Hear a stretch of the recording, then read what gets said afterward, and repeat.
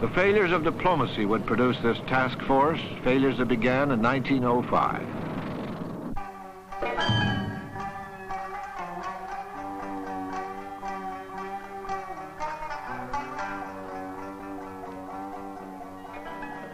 In the Russo-Japanese War, Japan annihilated the Russian fleet at Port Arthur and emerged as a major world power.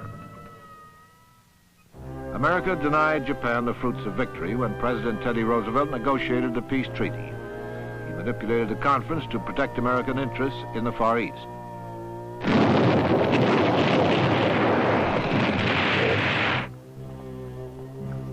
In 1921, at the Washington Naval Conference, Secretary of State Charles Evans Hughes maneuvered the Japanese into accepting a lesser Navy role, a limit of 3 battleships for every 5 British and 5 American battleships.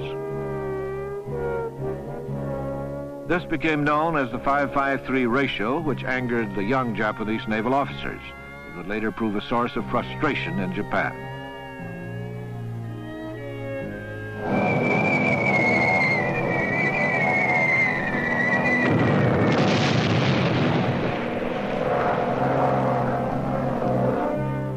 The same summer of 1921, 2 Japanese visitors observed General Billy Mitchell's dramatic demonstration of air power. He sank the World War I German battleship Ostfriesland. They said the experiment was profoundly exciting, adding that our people will cheer your great Mitchell, and you may be sure we'll study his experiments. There's much to be learned here.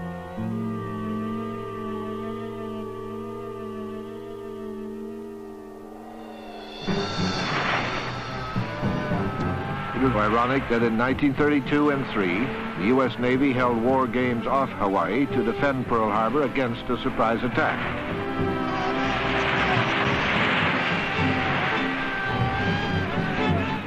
The aircraft carriers Lexington and Saratoga, each carrying 40 planes, would launch their attack at dawn.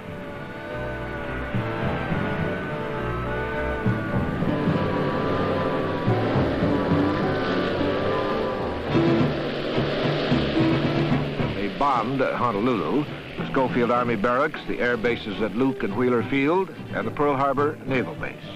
The enemy also launched an amphibious invasion, capturing all of Oahu and Pearl Harbor.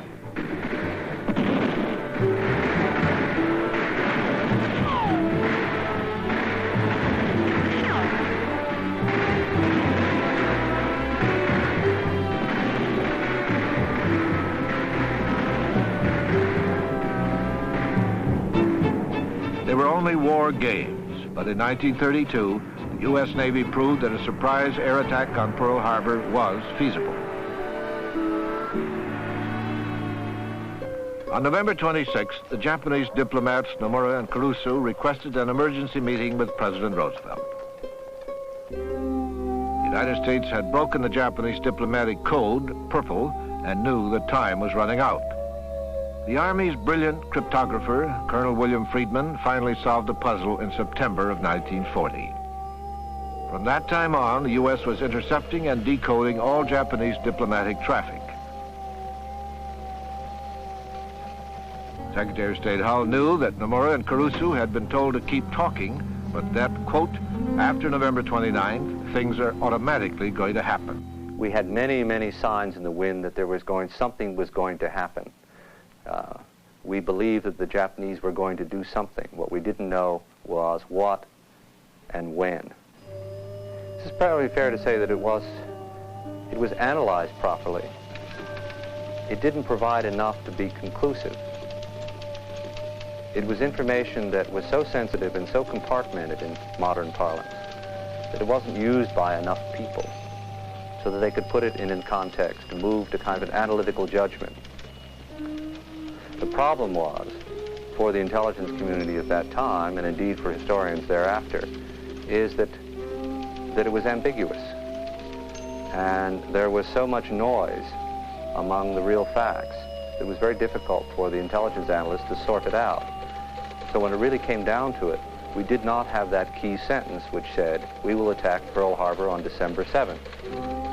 But there was one clue that said December 7th. The November 22nd issue of the New Yorker magazine carried an advertisement which read, Achtung, warning, alert. above a pair of dice, one with a double cross and the number 12, the other with the number 7. December 7th, the FBI dismissed this still mysterious warning as a coincidence. On November 27th, Thanksgiving Day, President Roosevelt had just rejected Japan's last offer. He would later be accused of leading us into war. I think in the loosest or broadest sense of the word, Roosevelt did maneuver us into war in that he created the kinds of dramatic situations by which the American people would be united in case of attack, and then he eliminated options from the Japanese that gave them very little opportunity to do otherwise than to attack us.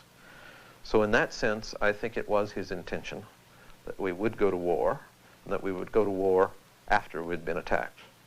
I don't think he maneuvered the specific incidents that occurred at Pearl Harbor. But I think the great fallacy in the argument that he maneuvered us into the war is that if that were his idea, he maneuvered us into, from his point of view, the wrong war. Because Roosevelt's concern was Hitler. That was the great threat. Britain, Russia by this time, after June 22nd, was in the war. But still, the pressure wasn't off in Europe. The last thing Roosevelt wanted was a war in the Pacific, because a war in the Pacific would mean a diversion of American resources, of troops from the main battlefield, which was Europe. Even after Pearl Harbor, there was a great argument between the Europe First strategy and the Asia First strategy. And Roosevelt always believed that you deal with Hitler first, then you deal with Japan. The President returned to Washington convinced that Japan would reject his demand that they withdraw from Indochina and China. He then issued war warnings to the Pacific.